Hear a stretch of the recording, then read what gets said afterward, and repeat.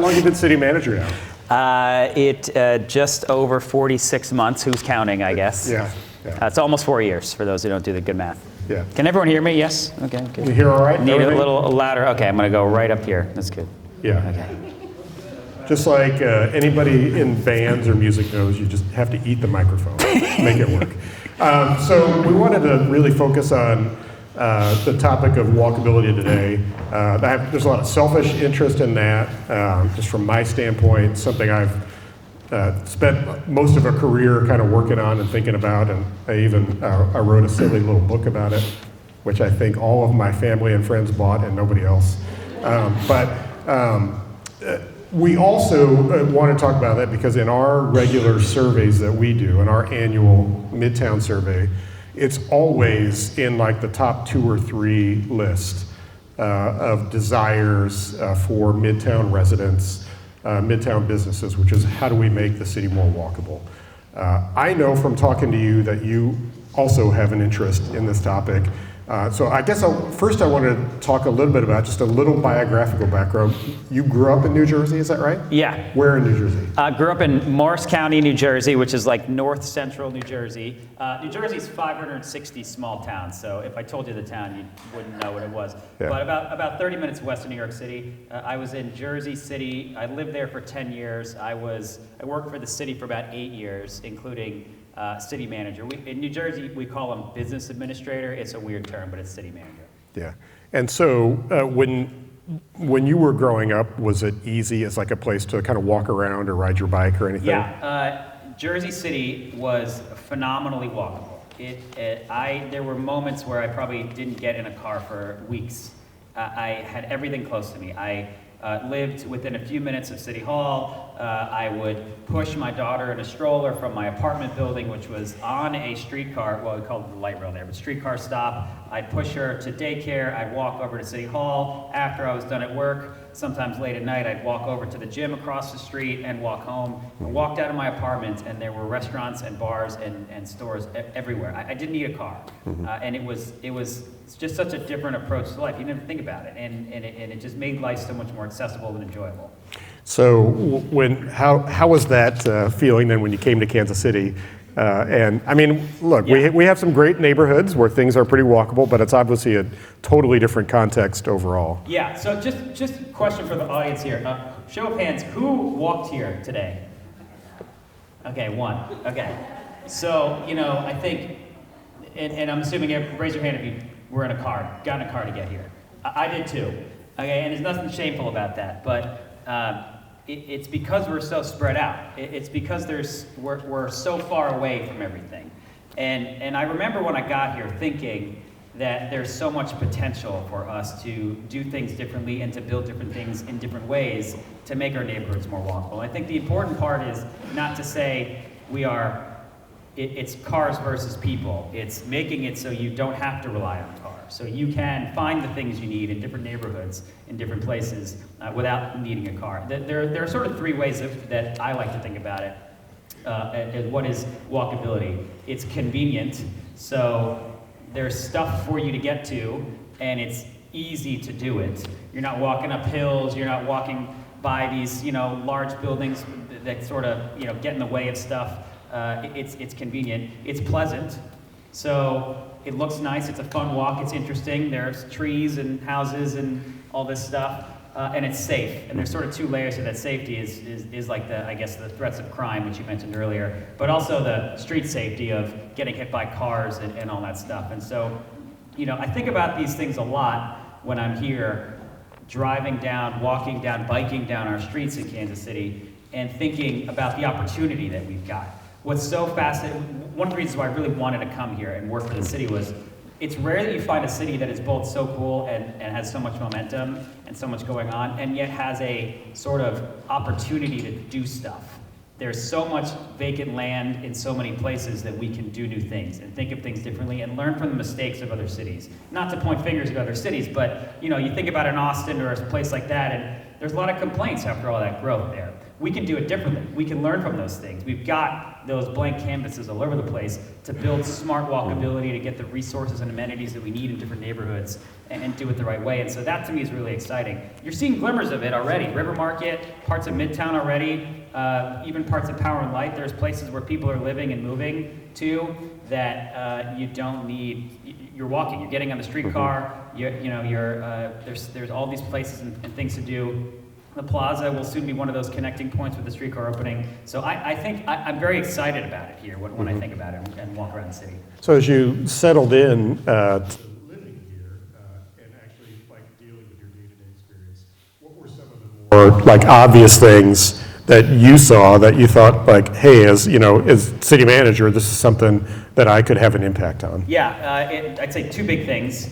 Thinking about the points of what makes something more walkable, it's development and building more density, which is not necessarily a bad thing. I think some people think about trying to build glass 50-story skyscrapers like Power and Light in your neighborhood, and it's not necessarily always that. It's just adding more people and stuff to every neighborhood, in reflecting the neighborhood that it's in. And so Power and Light density is going to look different than here density. We're talking about adding just a few more floors to things. Riverfront density is going to look different than plaza density because of the historic fabric of the plaza, for example, and how the building's just going to look differently.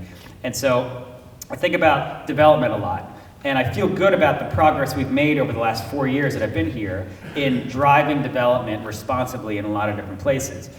Vision Zero and safety is another thing that we as a team think about a lot. And I don't know if everyone knows Jason Waldron, he's our transportation director. Wave, if people get mad, I want people to throw some of those tomatoes at Jason too.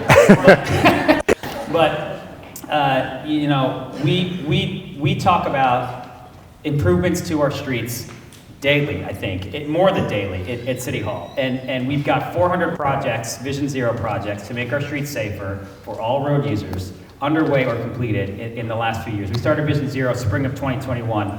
That's a huge number of projects. We are always trying to find ways to make our streets safer. And the point of these projects and why we think about them so much is people are not walking and biking, partially because of the convenience factor, things are not close enough, but partially because it just doesn't feel safe. You don't want to walk across 5 or 6 lanes of even Linwood to get across the street because it just doesn't feel good. And so as we're building these safer streets, as we're building protected bike lanes and safer walkways and slowing traffic down, we're making an environment that is, as a result, by default, more walkable and more conducive to that sort of thing.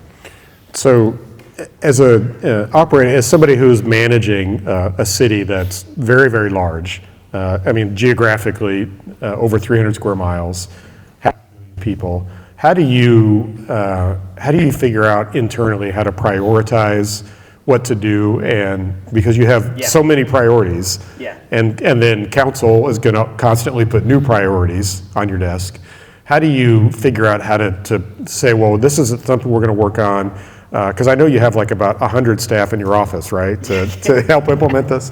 So how do you figure out we're going to work on these projects and get this done? Yeah, everything's a priority.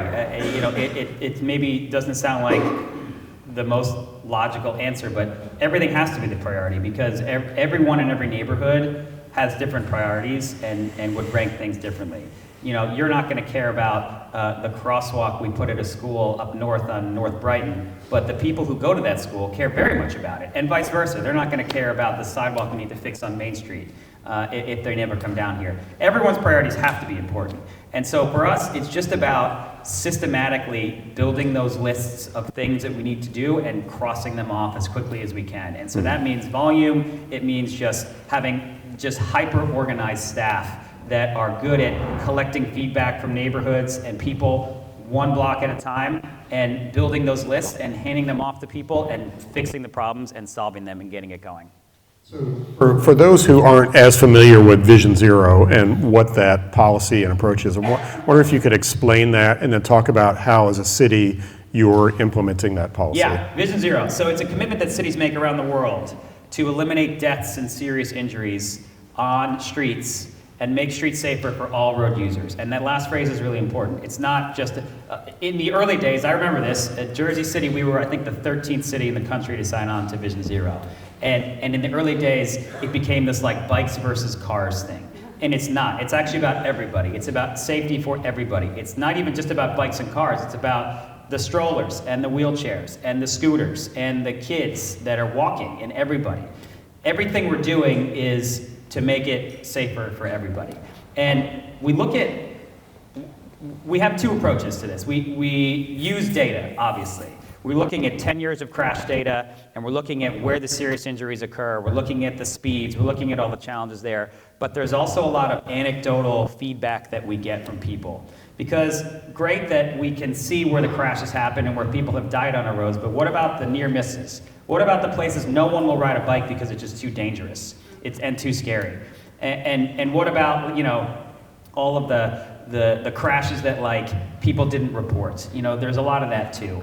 And so we have to balance the data. Here's exactly where all the crashes happen on a heat map, but also what everyone tells us. So it's really hard. With 300 square miles, with over 6,000 miles of streets that we have to maintain, it's hard to prioritize, as you said earlier, and it's hard to manage it all. But the point is just block by block, we're making our streets safer. And there's a lot of things that we can do to that, to change the design of the street. And there's some handouts on the tables here, which is great. And I didn't ask for that, but it was very smart whoever thought of that. You'll see some examples of what those things are. And we've got a website where you can follow along our process, kcmo.gov/vision0. You can see examples of what these things are. You can also look at a map and see where we've made changes and improvements to our streets. It could be a speed hump, it could be a stoplight, a stop sign, it could be a bike lane, it could be so many different things that we do. Are there a couple of projects that you could mention that are direct implementations of that approach that we might know about? Cleaver, I think, is the best thing that you can look at right now. I don't know if anyone's driven down to the plaza from here. Yes, thank you. Thank you for that. Yeah, so it's hard to remember what the street was before. It was 4 lanes of very fast traffic. I'm guilty of this too. It just was too easy to go fast on that street. And so through a process of community feedback and doing some design and showing people that design and that feedback loop of showing what we can do differently, we've got to this amazing world-class example of what a safer street can look like. And there might be some people here who are thinking, I used to be able to get down to the plaza so much faster, and now I have to go slower, and that's the point. The point is to not let people go 50 or 60 miles an hour down a residential street. You forget there are houses on that block. There are people trying to walk down that block. There were people trying to bike. And overnight, almost, it is a exponentially safer corridor. The cars go slower. It's easier for people to move around. It's safer for the cars. I think we're already seeing less crashes. That intersection of Rock Hill and Cleaver was like crash a week. And you probably didn't hear about it because it didn't make the news, but that's a lot. That's a lot. And so that's, I think, the best example of ways that you can make a street safer just by changing the design of it. I'm going to get you in trouble with some of the audience here now. I was just thinking about, like, while you were talking about that, kind of makes me think of like generational change and approaches to this, because you're a little younger than me. Not a ton, but you're younger than me. There's certainly a stereotype out there in the world that people of your age and younger are much more interested in a city where you can walk and bike around and maybe less concerned about driving as much or driving quickly. I wonder, does that match your experience or your feeling, or do you think there's accuracy to that? There are people of all ages, of all demographics, of all backgrounds who want to bike, who want to walk, who don't own a car, who have to rely on public transit, who have to rely on bikes. And so we're trying to make it more accessible for everybody. And again, it's not about taking away from a car thing and giving it to a bike thing. It's about balance. It's about making sure that everyone can have a safe experience and that every mode of transit is able to access different places. Mm-hmm. Well done. Didn't upset anybody else in the audience. So the answer is yes, there is a generational difference. So no offense. So I do want to talk about, you raise a great point with Cleaver Boulevard. So one of the discussions that we have in all of our meetings is a lot of our major streets, our arterial streets, the streets that carry a lot of traffic, routinely are the ones where we have a lot of problems. I think most of us, like if you live in Midtown, most of our neighborhood streets are pretty calm and pretty pleasant to walk along. Great shade trees, nice sidewalks. Maybe they need repair, but you know they have the backbone that's really good. And where we have really run into trouble are our major streets. You know, the Broadways, the Mains, the 39th Street, Southwest Traffic Way, et cetera, which really are the places that people struggle to walk either along or to walk across. So I wonder if you could speak a little bit to that issue, and is that kind of where, as a city, you think your focus is more on those major streets? It's everything, you know, because we get complaints and notice concerns and see crashes on every single street in Kansas City, and so those 400 projects that I mentioned earlier are not just on the main roads; they're everywhere. And, you know, we do speed humps on neighborhood streets everywhere. We do stop signs. All of it matters. But yes, the main arteries, just by default, because they have more people on them and more cars, are going to have more of everything. And so the main arteries also will take more to change. You know, a one-lane neighborhood street that's one way can probably be made safer by a speed hump and a stop sign and a crosswalk and a couple of things. Southwest Boulevard, Truce, which we're working on now, Cleaver, these are multi-million-dollar, huge construction projects where you're tearing up the street, excavating, putting new concrete in, all that stuff. And with that comes more engagement, more process, more involvement from the people that are there. Southwest Boulevard is next on our list. We just announced a grant that we got, and we're starting the process to redesign that whole corridor and block by block make it a safer street. It's a raceway. It's a drag strip right now. Truce is the same way. We had a meeting yesterday with Rockhurst and UMKC after the death of a student there a couple weeks ago at 51st and Truce. And we're all coming to the table, and with council members also. They're big advocates, and we can't forget about that. The political support is really important for this, but you know, we're at the table realizing we've got to do a corridor improvement on Truce. It's not a stop sign or a stoplight in one section. It's the whole thing. Because if you do one intersection, what about just past that intersection or just before it? Those big corridors are really important. Yeah, and it's interesting, especially like thinking about Truce, because there's a portion of it really from where it crosses 71 Highway, you know, all the way down to Linwood and maybe a little beyond, where it's been redone. Yep. And it's really nice. Traffic is slower. It's an attractive street, but then there are these other portions that just aren't done. And you know what? This came up yesterday. It's a great example of before and after, what you can do, what it looks like. And that, I think, sometimes for us as city leaders is one of the challenges that we're working through. When we talk about Vision Zero, and I think people sometimes get the wrong idea of what it means, to be able to point to Cleaver now, to point to part of Truce that's slower and seeing what it looks like and what the changes really are, we get a lot more support once we have the thing out there to point to.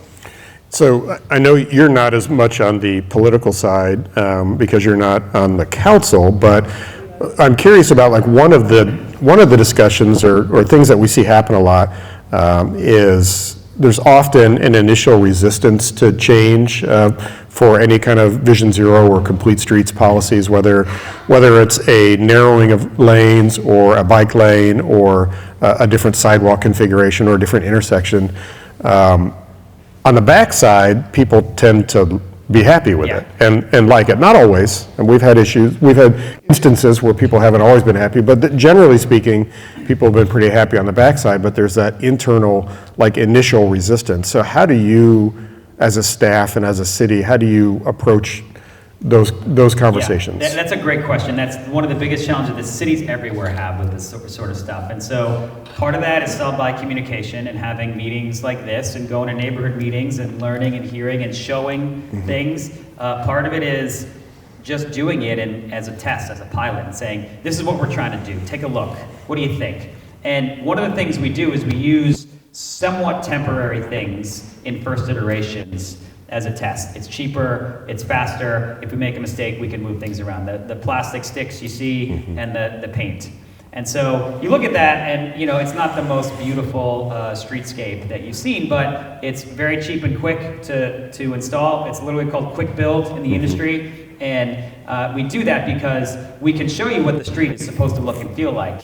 And if we don't like it or we need to move things, you just scrape off the paint and then unscrew the plastic stick, and then you put it somewhere else. And then down the road, if everyone likes it, then we can make changes to it. Think about Gillum. right now, where there was a ton of resistance to that, and I haven't heard about. I mean, it's been there now for years, and we extended it recently after I got here. I haven't heard about it for years. Everyone's comfortable with it. It's a safer street, and now we're taught. Yes, round of applause. And now we're talking about how to make it look nicer and how to make it even safer. And it's the sort of the curbs that we have on Cleaver. It's maybe larger barriers. It's different intersection improvements. It's, you know, I'm not saying we're doing all this necessarily, but we're thinking about that. And the stoplights that have the bike stoplight on them. And there's so many more things we can do that we wouldn't get the support for initially. We wouldn't be able to get a $10 million ordinance approval from City Council without showing people what it looks like and without that buy-in and that support. And even when I got here, we started Vision Zero, and everyone sort of conceptually understood that we want to make our roads safer. We have dozens of people dying on our streets every year. And when we started to say, these are the things we're going to do, we got pushback. We got resistance from that. And so we were never going to get millions of dollars out of the gate for that. But now that you're seeing these things around town and where everyone understands where they are, and the people of Kansas City, like people in this room, are coming to us and saying, we want more of this. We love this. We've seen a 180. And even from when I got here, there was just a lot of skepticism from City Council and elected officials. And now they are weekly telling me, oh, I need this here, we want this there, we love this there. People are running campaigns on this now, when before they didn't want to touch it. It was too controversial. So I think we are hitting that point in Kansas City where we're very hyper supportive of it. I want to talk about a couple of very micro issues, some detail things just that I have noticed. One is that there's obviously been a bigger push in the last couple of years on replacing like ADA ramps. It's like these are things that we don't maybe think about immediately, but they're really important, especially for people with mobility issues. But there's been a big push on ADA ramps, sidewalk repair and replacement. I wonder if you could talk about, from the city's standpoint, are you doing something differently there, or what's happening? Yeah, I had an opportunity to ride around in a wheelchair just around City Hall a couple of years ago, just to get a feel for it. And I've done this before, but I think until you do something like that, you don't really understand how dangerous some of this can be and how not accessible these accessibility initiatives are. The ramps in a lot of places are too steep, or they lead to the wrong place, or you can't see when you're wheeling out in a wheelchair or in a stroller or something lower. You can't see where the cars are, and so you have to like inch out in the traffic. I mean, there's so much opportunity to improve safety there. And same with sidewalks. You know, in my neighborhood, everyone's neighborhood has some sidewalks that need some repair, and it happens. We're just hyper-focused on finding the resources and being aggressive to just get these things done. And that's what it comes down to. It's same with our street resurfacing, where, you know, we're not necessarily starting a new tax or taking money away from something else. We're just saying, this is the biggest priority that we've got. We have to just get ahead of this. We've got too much deferred maintenance here. So, and then another aspect of that goes towards pedestrian comfort and making a place inviting to walk around are trees and street trees. And I know Jason is tired of me bugging him about street trees on Main Street or anywhere else that he's working on a project. I wonder if you could talk about, I know there was a grant not long ago for some trees. What are you doing from that standpoint? Yeah, one of my favorite initiatives that we're doing here in Kansas City is our goal to plant 10,000 trees over 3 years. And yes, another round of applause. This is a great group. I like this. You guys need to follow me around to my other meetings. But so we're just about 2/3 into the 3 years, and we don't have the final numbers, but we're probably gonna break 8,000 by the end of this planting season here in 2 years, which is amazing. And also considering the first year was sort of like figuring it out year, we weren't as good as we can be. Probably gonna do more next year, but I'm going on a tangent because I love trees, but so there are two things we're doing, which is important. One is we're just buying a bunch of trees and planting them in public spaces. That's it. We're just we've got contracts and we're spending more money, and we put an extra line item in the budget just for trees, and we're just digging holes and planting trees. The other really cool thing we're doing are the free tree giveaways. We have seasonally, spring and fall, sign-ups where you can sign up and just get trees and plant them in your yard. And I did a couple just because I had to. And it's so easy. There are these little trees that come in a bucket. You can carry them. You dig a little hole in your yard. You water it every week, and it grows into these giant trees. And everyone's doing their part, which is so cool. That's one of the things I love about Kansas City is everyone just wants to be a part of progress and movement and success. And we planted trees. We have a map for this too, kcmo.gov/freetrees, trying to make everything easy to find information on the website. You can see where all the trees have been planted, which is also so cool. The city's being covered in trees. And everyone knows the benefits of trees. We're just making it easier and more accessible. The grant you mentioned, we won a $12.5 million grant from U.S. Department of Agriculture to focus on tree canopy preservation and expansion on the east side. So what's important about this is it's not just about planting the trees, but what happens in 3 or 4 years when you need to prune them, when the tree dies, what about watering? All those things that happen after you plant the tree are really important. And so that grant's gonna help us with that. It's also gonna free up resources for other parts of the city because we've got so much coming into the east side there. And so another amazing initiative. So I talked to our neighborhoods director, department director, who is overseeing the programs, and I was like, look, I think 10,000 is probably no longer a good enough goal. I think we're gonna have to up it to like 20,000. And he gave me this look like, oh no, what did I sign up for? But when we talk about goals for the city, and we talk about all the things we're doing a lot of these things for the first time. Vision Zero, we started for the first time here. And setting goals for these things and planting trees. We're trying to set these aggressive yet reasonable and feasible goals where you sort of understand what we're trying to do, and we're setting these numbers. It's a high target, and we're beating them all, and we're setting new goals. And that's what's so great. We're continuing to improve and do better every day. That's great. I'd say from a Midtown perspective, just as a point of information for everybody, Streetcar is planting 100 new trees on Main Street as part of that project. I think they've committed to 100 new trees. That's been important for us working with them. And then we know that we're going to be working to do new tree canopy on Westport Road between Broadway and Main. There should be some going in the ground here within the next week or so on part of that. And then the next one we have to bite off is Broadway, which is in pretty rough shape. But Broadway through Midtown we need a refresh on the tree canopy there. So those are things that are all on our radar.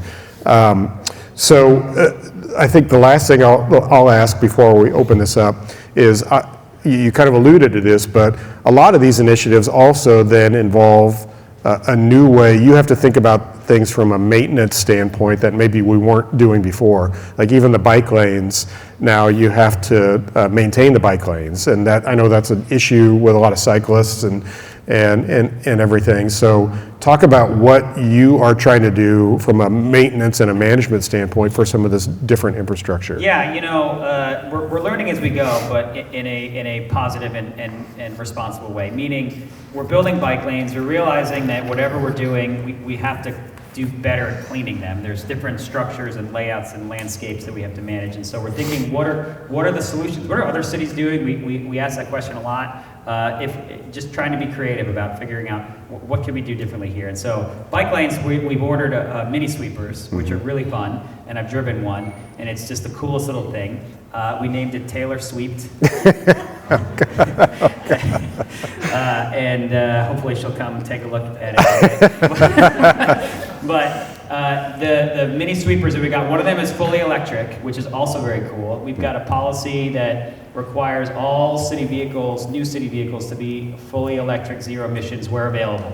So if there isn't a fire truck option that's electric, or like the trash truck costs too much, so much more that it wouldn't make sense, or it doesn't have the right range, then we can think about other options. But we're testing out electric street sweepers. One of them is the mini sweeper. And these are small, they're 3 feet, they're literally almost as wide as just you. And so they can fit into those curves, they can fit into not just the protected bike lanes, but also the sort of the curb cuts and ruts that you get in some of the smaller, hard to reach areas. And we're, like I said before, making the list and saying we gotta clean all these bike lanes at some amount of frequency, and we've got 2 mini sweepers. Is that enough? Let's see.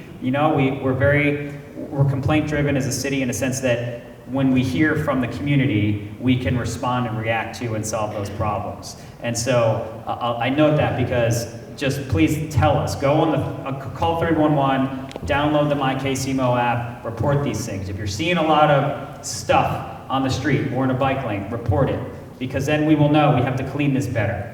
We are not, all of our employees are not driving on every single block of the 6,000 lane miles of streets we have to maintain every day. And so it's helpful to hear from all of us. And I do it too. I use the MyKCMO app so much. And a lot of it is street sweeping and street lights out and, you know, trash and all the basic stuff like that. But we're just always trying to think about what are those new pieces of technology, what are different ways that we can leverage technology to solve the problems that we've got every day. That's great. So I know Brian wanted to allow some time for questions from all of you. So why don't we go there right now and see from the audience. Bob, first up. Brian, I appreciate you being here today. My question is lighting in Westport particularly. There is a special assessment district in which property owners are assessed to maintain or replace or repair green, kind of period-looking streetlights. Many of those lights cannot work, many cannot be repaired. My understanding is the assessment district seems to be out of money. We're still assessing, we're still being assessed, and my church is not for profit, we're still being assessed for those lights. Again, either they cannot be replaced, cannot be repaired. And so lighting particularly, I think, is an issue between Main Street, Broadway, and Broadway corridor as well. But lighting, particularly as we expect people who may be visitors to our city to walk from a stop, new stop on Main Street down to the entertainment district. It is simply dark. Maybe the tree lighting or the tree trimming would help with that, but overall it is a dark walkway. So I'm told I have to repeat the question first. Okay. So sorry. That's right. So Bob just really kind of gets to, this is an issue we've had for a while, but the street lighting, especially the historic street lighting that was run by the Westport Special Business District, a fair amount of it is out, and the organization seems more or less defunct. What can we do about it? Yeah, this is the conversation that we've had that's ongoing. We are working on funding sources to start the replacement process. And so it's millions of dollars of an issue here for the order of magnitude. And so I know council members have put some PIAC funds aside. We put some money in the budget to start to work on this. And the process will be figure out what the total cost is, get a bid for it, get a contractor lined up. Whatever money we can pull together every year or whatever it is, we'll just start replacing them. But I'll also note that we just replaced 90,000 streetlights in Kansas City. It's almost all of them. Converted the Scorpion head, which is the main standard street light that you see around town, from the old orange bulbs that are high pressure sodium to new LEDs. And there is a lot of benefits to doing that. One is we save $5 million a year in the budget from less energy costs and less maintenance. These things last 2 to 3 times as long as those other ones, and they use half the energy. But the other thing is the quality of light. And so we can it's just a nicer, more natural light, but also we can change how much light we can put in certain areas, project it in different ways. And so what we're doing, not just there, but in other places, is as people list complaints for us, we're adding street lights in different places where maybe instead of 1 head, it's 2 to add more light to certain areas. We're adding different types of lighting in different areas. But I'll say we went through and did the bulk of the low-hanging fruit, quote unquote. We replaced all the standard style street lights in the last couple of years. And now we're going through all the specialized different types of lighting and the neighborhoods that might have different lighting needs. We've also had some people say that the lights are too bright, and so we're dimming in certain areas. This is what it is. But long-winded answer to say that it's on the radar and we're working through it, and hopefully very soon you're going to start to see some replacements over there. Great. Who else? Yeah, Carrie in the back. So as we're talking about the street improvements, the Vision Zero, making things safer, I'm hearing you talk a lot about things on the west side of town. We all know the east side of town has been neglected in general for a very long time. So I'm wondering what sorts of things are on the horizon for stuff that's east of Truth, the Prospect Corridor in particular. Where are we at with those? Yeah, I live east of Troost, and so I hear you. I live a couple blocks away, a couple houses away from one of the 3rd District council members, and we chat about this a lot. And, you know, frankly, there's a lot of communication that we still need to do with neighborhoods on the east side to talk about the value of this. And I've gone through this now in 2 different cities where you come in and you say, we want to make our streets safer. Here's some things we're going to do. And the pushback is, you want to put green paint on our street? We've got all these murders and we've got this other stuff going on. And so, you know, there's a lot of like, what do you prioritize? It's sometimes there's pushback from neighborhoods, and I get it, we get it. And so we have to make sure that it's one of those, as Mayor Lucas says a lot, that we can walk and chew gum at the same time, that we can do all of it. We can work on all these things together. And so sometimes we go into those neighborhoods and we're pausing and saying, let's get the illegal dumping cleaned up, let's pave the streets, let's plant the trees, the sidewalks, all these other things that are coming first. And we're getting to that point where we sort of rebuilt those relationships, if that makes sense, with some of the communities on the east side. But we are also, you'll see in the Vision Zero map that we've got a ton of speed humps and stop signs and all this Vision Zero stuff going on the east side. We just announced a few weeks ago a grant for the Prospect Corridor to do a full Vision Zero streetscape redesign down that corridor. That's one of the worst right now. It's a raceway, and one of the challenges with Prospect is there's often at times in different parts of it, there's just not a lot of stuff going on. So there's less cars, there's less activities. You can go much faster. There's no traffic to slow you down. So that to us is a super important one. We're beginning the early stages of design, but you know we're gaining a lot of great momentum on the east side and extending that bike lane network as one example into the east side and other neighborhoods, but also those smaller, more basic Vision Zero things like the speed humps. You're seeing a ton of them on the east side right now, and it's all community driven. It's not me or Jason coming into these neighborhoods saying, we're going to put 50 speed humps in your neighborhood. It's people emailing us, tweeting at us, going on the MKCN app, coming to meetings like this and saying, I need a speed hump here, I need a this there, and that's how we're doing it. Great. And we've seen that as well on the east side. The problem that I see in Kansas City is that we do a poor job at PSAs. Like things happen, you can have green box all around. Nobody knew what that meant. You know, there's the new things that occur are great, but oftentimes because of lack of communication, people don't know how to utilize it in that way. And so that's where some of the pushback occurs because people don't really understand the purpose by which things are designed to help. You are so right. The question, well, it was more of a comment, but I agree with it, that we need to do better with communication. And we 1,000% agree. I tell people a lot, if I had an email list, we had an email list with all 508,000 residents, and everyone would open it, and they'd all fill out the survey and tell us, and then we just get one response back, that would be great, but that doesn't happen. So what's the alternative? Well, not everyone reads the KC Star or follows Mayor Lucas on Twitter or comes to the neighborhood meeting. And so we just have to do so much to get to the right people. You think about, I mean, the neighborhood meeting, I don't know if anyone here goes to your neighborhood meetings.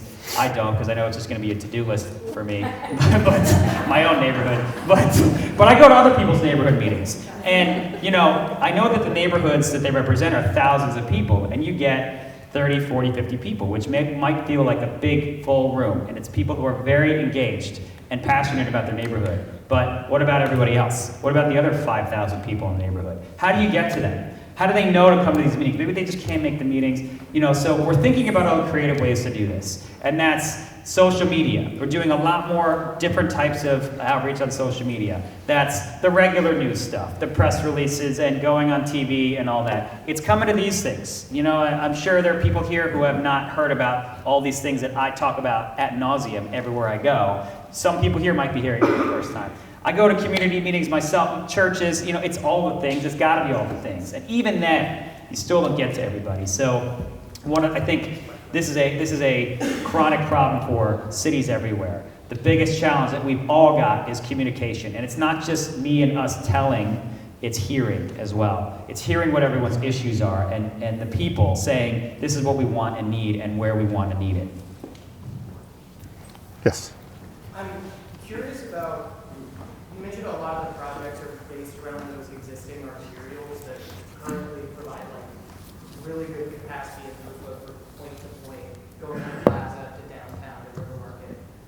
How do you decide what the balance is as you try to slow traffic on those streets to make sure you still have those arterials like the north part of Passaic, Gillum, or Ward Parkway that are going to get you from one part of the city to another? How do you balance that? Yeah. You can. You wanna repeat You haven't it? talked in a while. No, it's fine. Get engaged. It's basically, yeah, thanks. How do we balance like the need to actually have traffic move while slowing it down at the same time? Yeah, I think So I spilled all of myself. our streets are overbuilt, massively overbuilt. And so we are not at the point where if we take a lane off of one of these arterials, it's going to cause gridlock all over the city. Yes, if you used to drive up and down Gillum and it went from 2 lanes to 1 lane, maybe it's a little bit slower on purpose, but it's not going from a 15-minute commute to a 45-minute commute. It's going from 15 to 19 minutes. And you know what? You're not going to get in a car crash, hopefully. So it's probably going to save you in the long run. So we're not at the point where it's going to be a detrimental impact. We could probably take 1 lane off of every, I shouldn't say it like that, but there's a lot of arterials that we could probably cut in half the number of lanes we've got, and maybe even traffic would flow smoother.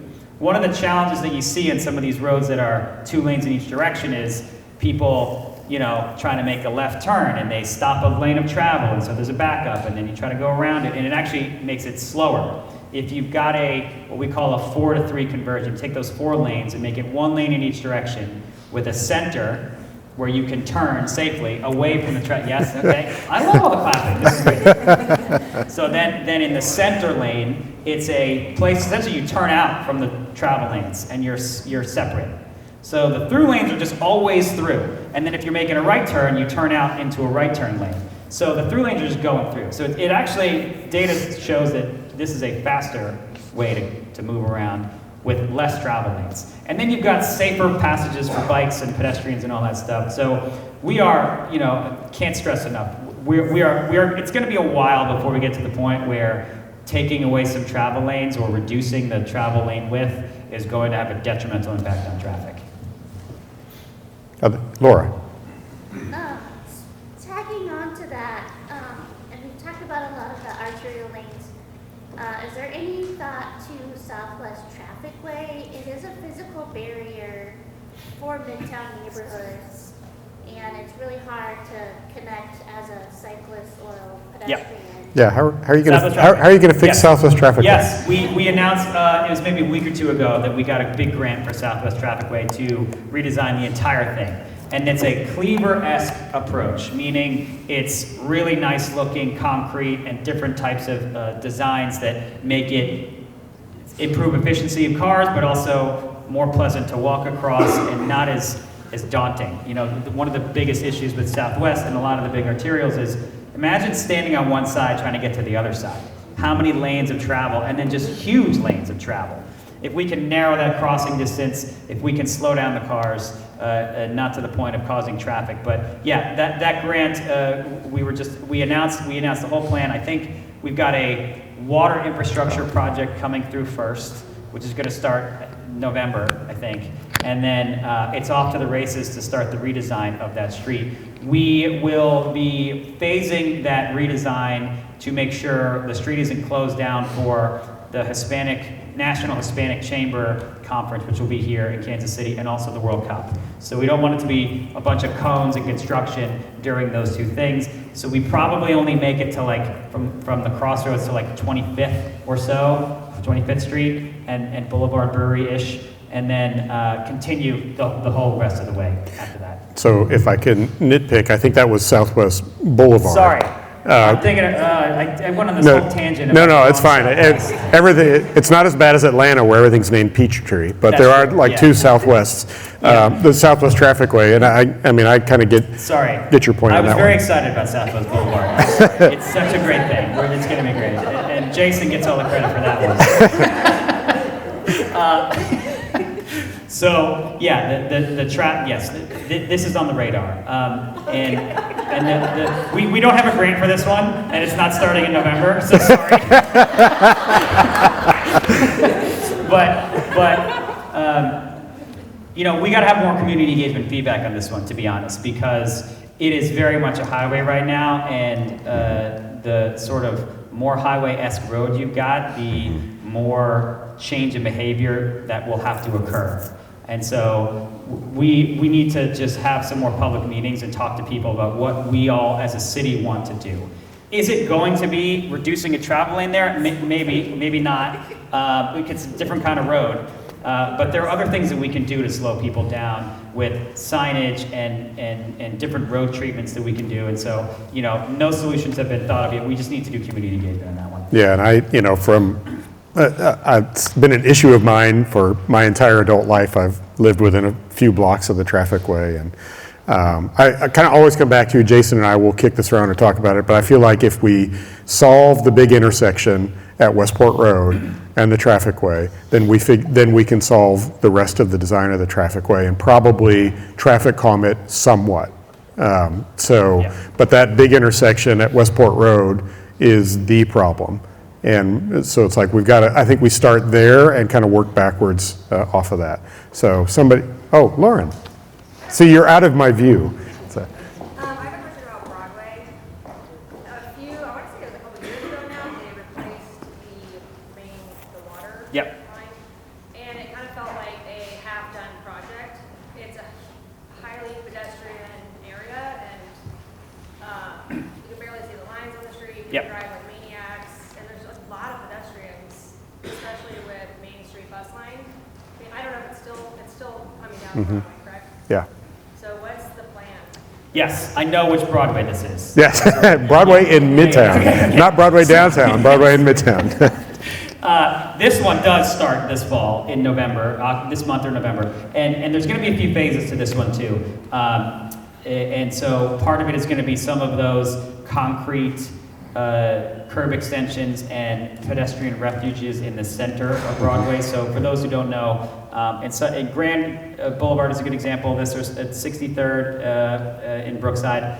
It's essentially a big piece of concrete in the middle of the street where, as a pedestrian or cyclist or wherever you are crossing the street, it's sort of like a little island where you can feel safe if you get stuck between the travel lanes both directions. It slows cars down. Anything you do to make more stuff that you visually see as you're driving will slow you down. It's just a human behavior thing. And so pedestrian refuges in the center, and then curb extensions. That concrete work starts this fall, and then resurfacing and other stuff will conclude hopefully in the spring as we work north and south on that. There's a phase 2 that we'll be probably thinking about. Is there a way to expand the median and make it a true boulevard? When you look at like a Paseo kind of thing or a Cleaver kind of thing, can we just fill the center? It's such a wide street, and we don't need all those travel lanes there. That would take some more community engagement, and we're going to have to do a lot more meetings about that. But hopefully this fall you're going to start to see it. And I'll say that we are working hard to coordinate with all of the utilities that do excavations and are repairing and replacing pipes and whatever under the streets. And so we try much harder now. Don't always get it perfect, but much harder to wait until all that's done before we do the stuff on top. And so that is one of those where it just took a really long time to get all of that work done throughout the corridor. And speaking of, we've talked a lot about Broadway in many of our meetings, from the standpoint of other things that benefits, so that adding those concrete medians, which may or may not be the long-term design, we'll see what happens, but at least in the short term, getting those in the street, which helps pedestrian crossings, like that's a good thing. What it also helps do is it helps deal with the burnouts and all the stuff that are happening in Broadway on a regular basis. So it's going to really help deal with another problematic issue. You want to follow up? Yeah, I do. I just want to add that it also helps with, there's a lot of businesses on Broadway, and we rely a lot on street parking, and it is scary parking on Broadway right now. Yeah, 100%. Expensive and scary because the damage done to vehicles. Yeah, no doubt. Yes, right here, Courtney. The intersection of Southwest Boulevard and Summit, I'm talking about burnouts. I noticed that it was cut into, and I'm assuming to prevent burnouts. Has that worked? Has there been a reduction there? The question was about what we call the little grooves that we cut into intersections to prevent burnouts. It works. It does work. This is actually an interesting creative solution that Jason, who left very rudely, in my head. Let's had to go to some other meeting probably. But yeah, I mean, this is just one of those, you know, to what my point earlier, where we realize we're having issues and like, let's think of creative solutions and try them out. And it's working. Other cities are trying it too, which is fantastic. Is it a permanent, long-term solution? No. It's helping right now, but we don't want to cut these grooves into every single intersection in the street. That's not the direction we want to head. So what helps the long-term fix is the full streetscape improvement, the narrowing the intersections and adding curb extensions and stuff in the intersection and slowing traffic down so there's just not space to do it. That's the long-term fix of all that. There's a car wash just down the street on Linwood, and it's daily burnout. So is this something where we call 311? Yes. Because the police aren't responding at all. Absolutely. Call 311, and we've got stuff that we do on the civilian side, I guess you could say. That's where the street crews come. That's what we're doing. We have trailer cameras that I bought in my office to put out to try and deter some of this stuff. What we would do in a place like, I mean, we work with the business on it, and they're accountable. They're liable for that kind of stuff, and so we will come down on them and tell them they can't allow that to happen. All right. Yeah, go ahead, Michelle. Brian, can you provide a quick progress report on streetcar expansion? Yes, Jason actually, again, rudely left. It's weird. He is the project manager of this. His team is running it, and they've been doing a phenomenal job. We've got all the overhead wires in. I think we laid the last piece of metal track, but if not, it's going to be laid very soon. It's mostly just punch list items at this point, meaning it's, you know, filling in some of the planters and fixing a couple of sidewalks that didn't get put in right, redoing some things. We're holding this to the highest standard, just because we know this is a generational project, and we're not going to look back in 5 years hopefully and say, oh no, all this stuff is broken and not done right. But we're still on schedule for spring of next year to open completely. And you'll probably notice that the southern extension through Midtown will be basically done in like a month or two. And Jason told me not to say that publicly, but he's not here, so I can say that. Because you know, there are a lot of regulators that are a part of this and approving things, and they don't want us to preempt any of those approvals. That's why I'm not allowed to say it. So let's not put that on the internet, maybe. But I'll say. But so the track work and the streetscape will be mostly done, almost all the way done south by probably the winter. We are paving, and which means we're completely out of the area from Union Station down to Linwood right now, and that's probably all we're going to be able to get to pave before the weather gets too cold. When it gets to be like in the 40s at night and 30s at night, it just gets to be too cold to do asphalt and striping and all that stuff that we need to do. So it will hopefully from Linwood North basically be done. To the south, we still got some concrete work and some other things we got to do. The Brush Creek Bridge is the last frontier of the southern extension. The northern extension to the riverfront is going to take a little bit longer, and we don't want to open one section and then have to think about calculating, you know, headways and all that stuff, and then open the second section. We're waiting until it's all done before we expand the service completely. And just because we need to add more cars and train people and calculate the distances between the cars and all this stuff, and it changes when you add track length.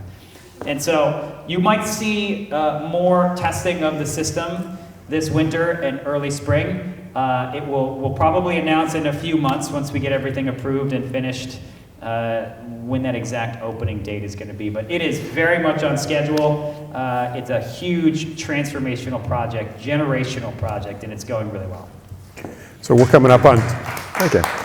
Yes, I love all the applause. It's great. We're coming up on time. Any final remarks you want to make? No questions about the stadiums. Interesting. I'm not answering any of those, though. But I want to say a few things. I think the most important thing for all of us in the room is to advocate and to speak up and to ask those questions and to report concerns and to set the standard and the bar higher for what we can and should be doing as a city government. We, at the end of the day, are serving all the people that live here. It's not us at City Hall saying, this is how it must be. We've got ideas, we've got resources, we've got solutions, but y'all are the ones telling us what we got to do and where we got to do it. And so the more you report things on 311, the more you post on social media or come to community meetings and make your voice heard, email, whatever it is that you can do and feel comfortable doing to share your feedback and your thoughts, please do it. Because I go on Instagram and I look at my DMs and it's like, I need a speed hump here, there's trash here, but that's the point of this. Get the word out any way you can, and we will respond to it and take care of it and build on it. That's how we become a better city, just by conversing and collaborating and working together. Thank you all. Thanks. Really appreciate it. Thank you, Brian. Appreciate it. That's great. That was a lot of fun. Appreciate it. For sure.